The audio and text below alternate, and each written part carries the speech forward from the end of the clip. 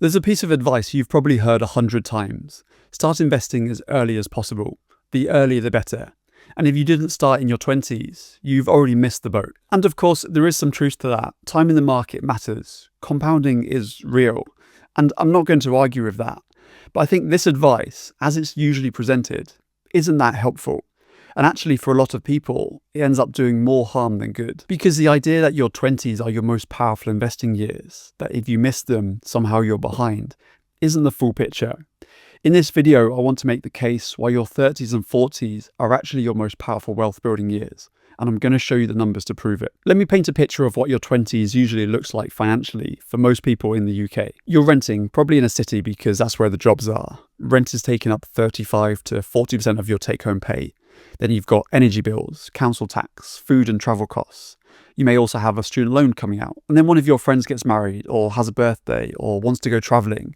And suddenly what you had left over is gone. This isn't irresponsibility, it's just what your 20s cost. The median salary for someone in their mid-20s in the UK is around £28,000 to £30,000. After tax and national insurance, that's roughly £1,900 to £2,000 a month in take-home pay. Once you've covered the basics in most UK cities, you might have £100 or £200 left over if you're disciplined. And we're told that's when we should be building wealth. The advice to start investing in your 20s assumes you have a meaningful surplus income to invest.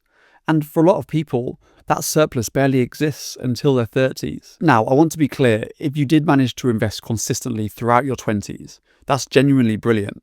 Building that habit early is extremely valuable, and I'm not dismissing that. But for the majority of people who didn't, who were just surviving and getting their life set up, that wasn't a mistake, that was just reality. And the biggest problem with this is that guilt that comes from feeling like you've missed the boat is often the thing that keeps people stuck.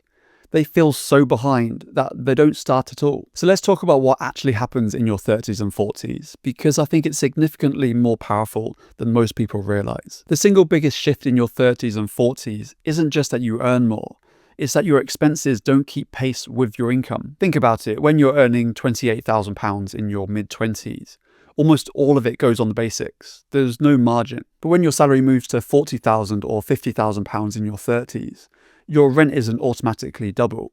Your food bill isn't double. Your energy bill isn't double. Of course, there may be some extra costs associated with starting a family. But if you're living with a partner, these costs are also potentially shared between two salaries. When the gap between what you need to live on and what you're actually earning starts to increase, that surplus is where and when wealth gets built. Someone on £28,000 in their mid-20s might realistically be able to invest £150 a month. That's around 8% of their take-home pay. The same person living with a partner at 35, now earning £50,000, has a take-home of roughly £3,000 a month. If their lifestyle costs haven't dramatically inflated, and that's the key assumption, they might be able to invest £600 a month. That's 20% of their take-home pay. That's not a marginal difference, that's 4 times the monthly contribution. The lifestyle inflation point is a critical one here.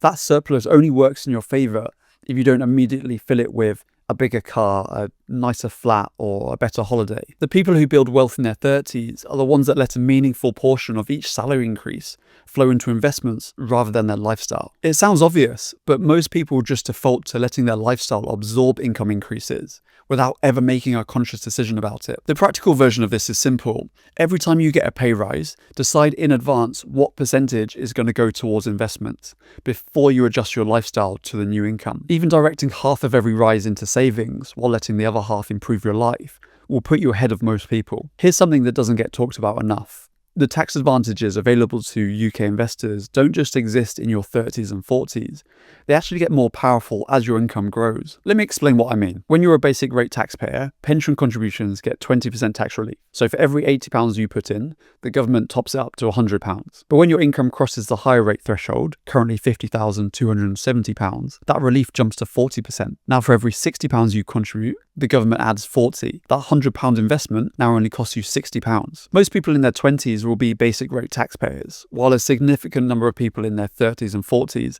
will be higher rate taxpayers, which means the tax relief on pension contributions gets dramatically more valuable as your career progresses. And that's before employer matching.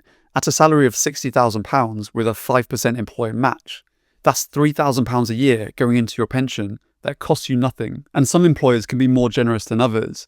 At one of the firms I worked at previously, they contributed 10% plus matching what I contributed. So I put in 5%, but I was actually getting 20% going into my pension. Then there's the ISA, £20,000 of completely tax-free growth. When you're 24 earning £28,000, you can't get anywhere near that allowance. But when you're 38, earning £65,000, potentially with a partner also earning a decent amount, you've got a combined £40,000 ISA allowance that you can actually start to fill. There's an argument for starting early that's less about the numbers and more about behaviour. The idea being the earlier you can build the habit, the better.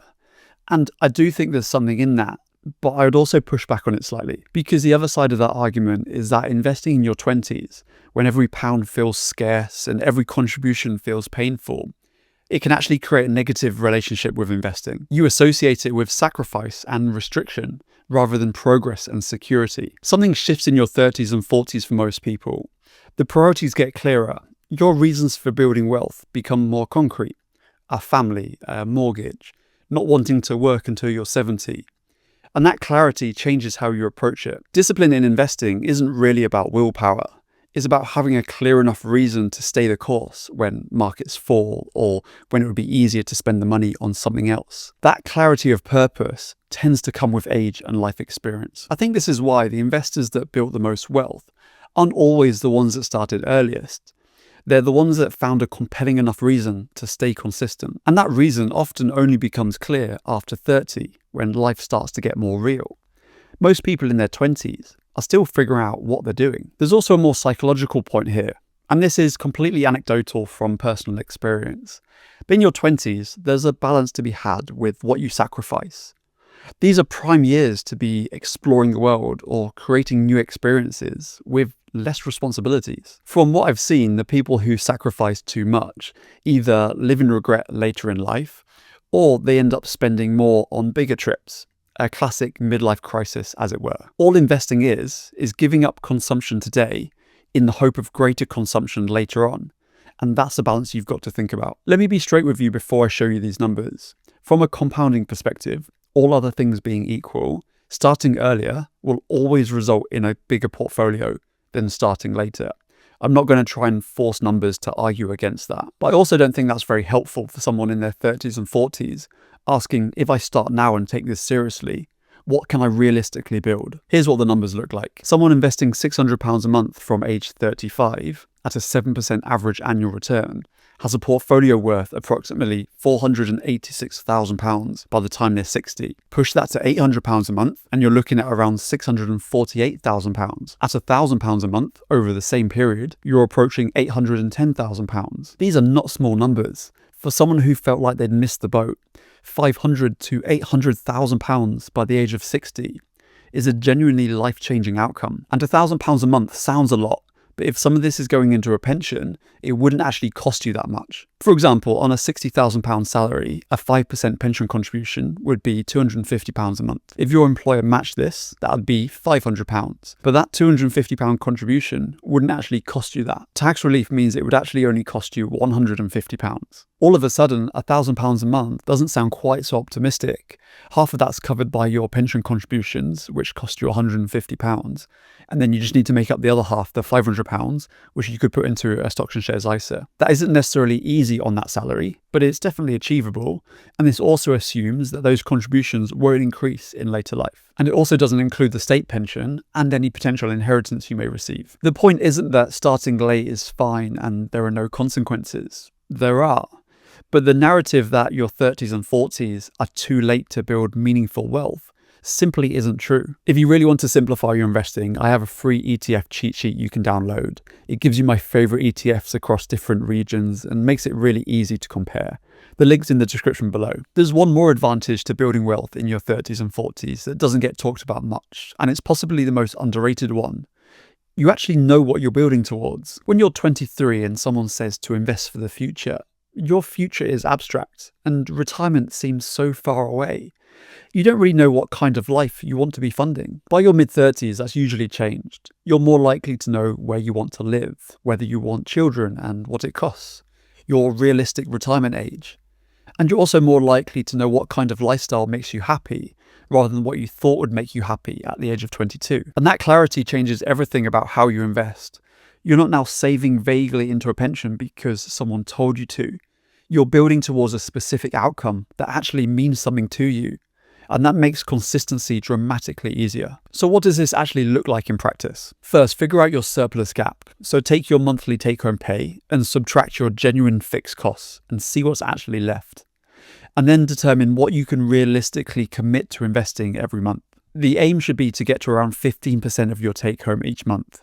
You might not be able to hit that straight away, but even if you start at 5%, that's a great start and you can build from there. Second, maximize your employer match before anything else.